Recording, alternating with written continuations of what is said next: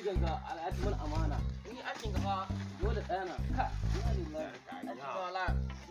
na ma ga wallahi ku saurara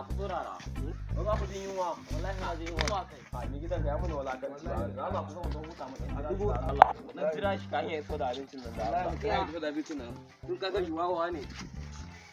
ina wa ginin nan naka an gama ginin nan kuwa kai wallahi yanzu dai ana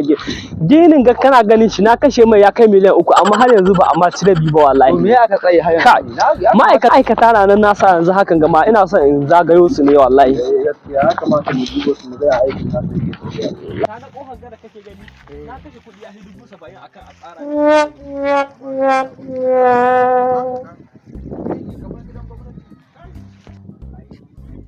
kaga kohar da ko America kankare nake son in zuba mai kamar na 300 dubi mu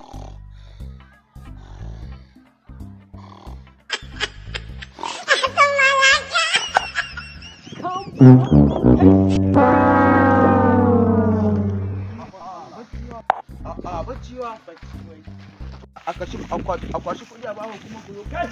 kuna dan shefu wannan kwanta wannan malakanci ne da Allah